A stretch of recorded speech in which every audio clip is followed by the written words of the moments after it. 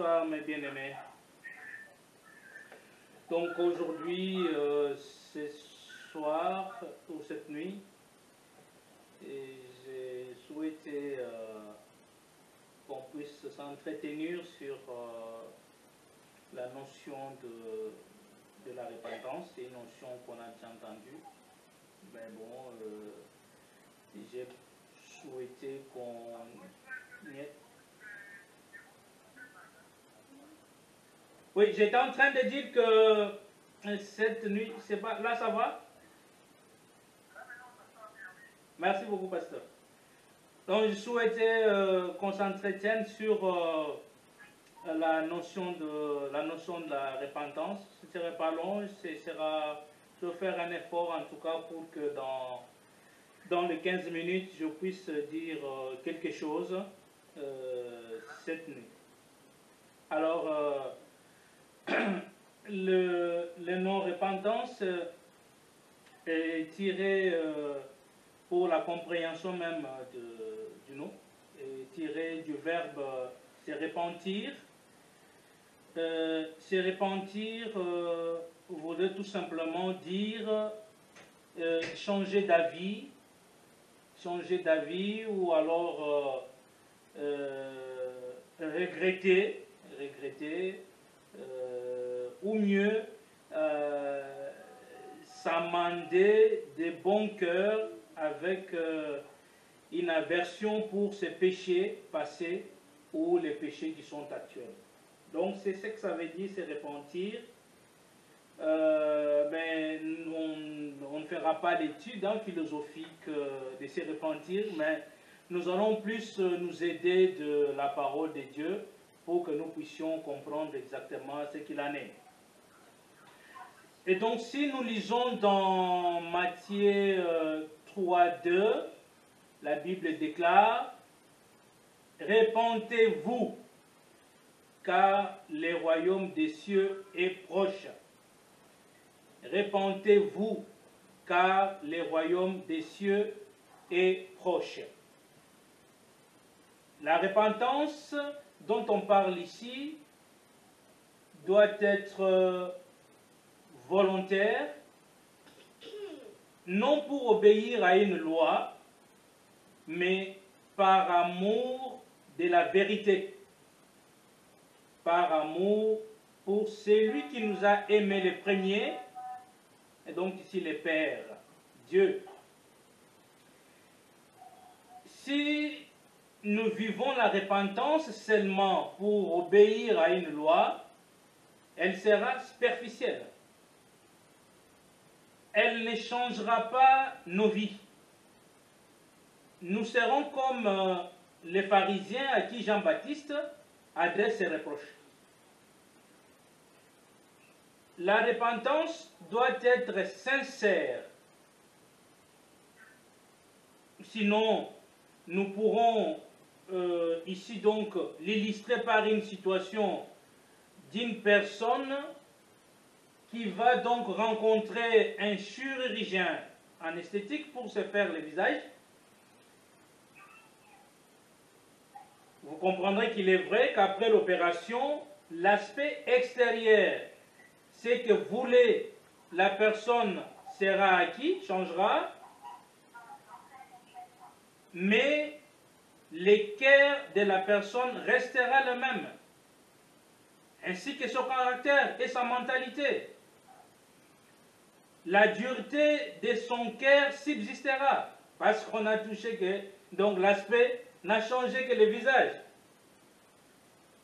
Voici, il en sera de même de ce message si vous le recevez seulement dans votre intelligence. Vous allez passer à côté de la grâce de la repentance comme les pharisiens. Ces paroles sortent de la bouche de Jean-Baptiste. Il a été choisi par Dieu pour préparer les cœurs et non l'aspect physique, intellectuel des personnes, et donc à reconnaître le Messie dans la personne de Jésus-Christ. Produisez donc du fruit digne de la repentance. Donc ici, l'effort que nous devions mettre, c'est que on doit nous reconnaître comme de nouvelles personnes. Lorsque nous avons changé, nous avons sorti ce qui était dans nous, nous avons confessé nos péchés, il faut qu'on voie un changement dans notre façon de vivre et dans la marche chrétienne.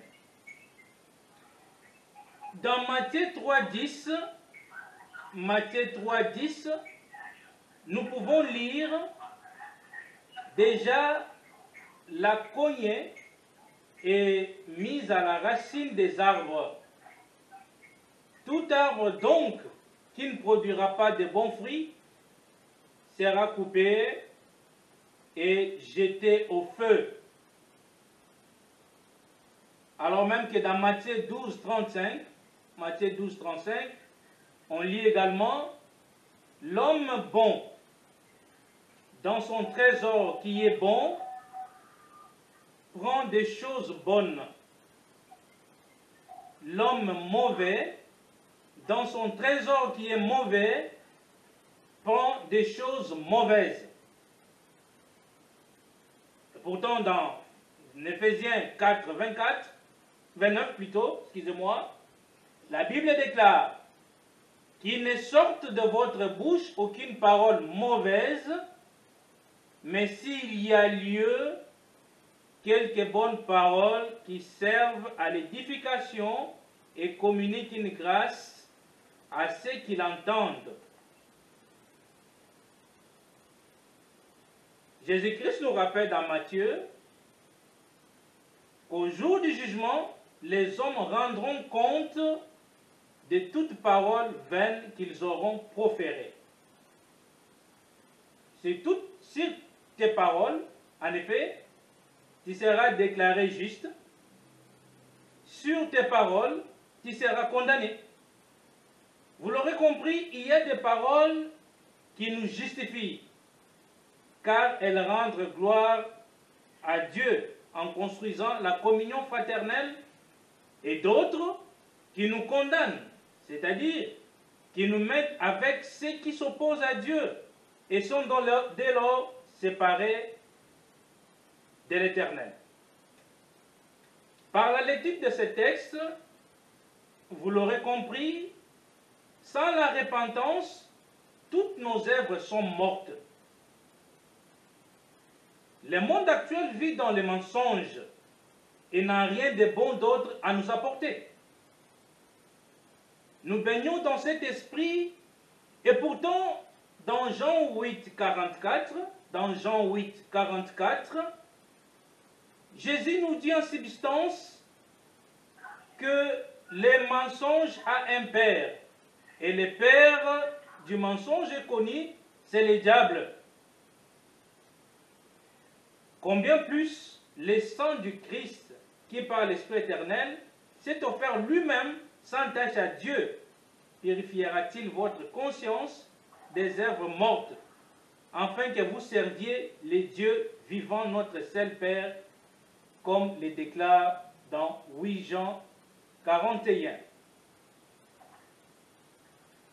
Un certain nombre de chrétiens ou de personnes qui acceptent Jésus-Christ comme Sauveur et Seigneur prennent conscience de leurs péchés seulement d'une manière intellectuelle, c'est-à-dire émotionnelle ou au niveau de l'âme. Au bout de quelques semaines ou quelques mois, les émotions se calment et rien ne change dans leur vie après cette reconnaissance d'état de pécheur. Vous l'aurez compris, ces personnes peuvent en éprouver de la satisfaction momentanée. C'est une fausse joie. C'est une joie charnelle de l'âme. Pour me faire bien comprendre ici, mon constat est que chaque fois qu'on donne les sujets de prière pour confesser nos péchés, les chrétiens d'habitude les font superficiellement, soit par orgueil, ou soit parce qu'ils ne veulent pas que la vérité se sache, oubliant qu'il n'y a que Jésus-Christ qui sonde le cœur et les reins. La vraie repentance, mes bien-aimés, provoque d'abord la tristesse. La personne qui pêche, quand elle se répand, il faut qu'elle sente une souffrance. Que je ne me suis pas bien comporté, j'ai mal agi. J'ai marché à l'encontre de la volonté de Dieu.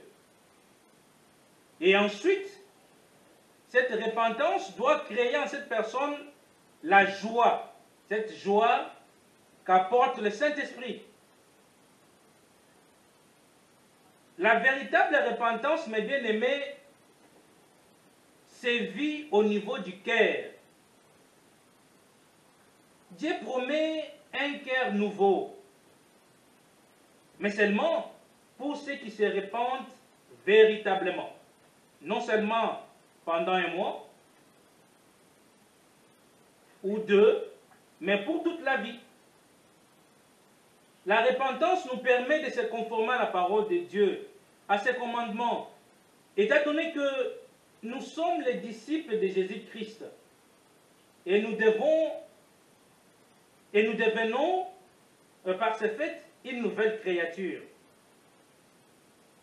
Dans Ézéchiel 36, 26, nous pouvons lire « Je vous donnerai un cœur nouveau et je mettrai en vous un esprit nouveau. J'ôterai de votre corps les cœurs de pierre et je vous donnerai un cœur de chair. » Pour finir, mes bien-aimés, demeurons fidèles à la parole de Dieu et conformons-nous à ses commandements, afin que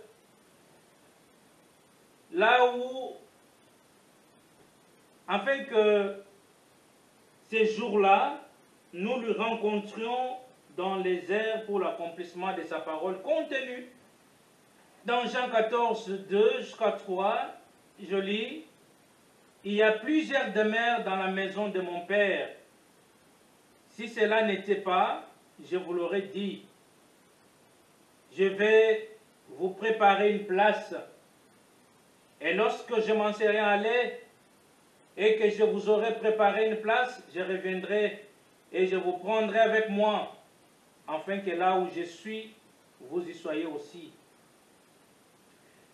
Et enfin, dans Matthieu 25, 13, il déclare, « Veillez donc, car vous ne savez ni le jour, ni l'heure à laquelle le Fils de l'homme viendra. » Mes bien-aimés, c'est vrai que nous ne savons ni l'heure, ni le jour à laquelle Jésus-Christ viendra, mais en lisant les signes du temps actuellement, il y a lieu d'affirmer que sa venue est proche. Et nous devons donc nous préparer pour les rencontrer. Dans Deutéronome 29, 29, nous pouvons lire « Les choses cachées sont à l'Éternel notre Dieu. Les choses révélées sont à nous et à nos enfants à perpétuité, afin que nous mettions en pratique toutes les paroles de cette loi. » Voilà, mes bien-aimés, en quelques mots, le message que je voulais vous adresser cette nuit. Que la paix de notre Seigneur Jésus-Christ vous accompagne. Merci beaucoup pour l'attention.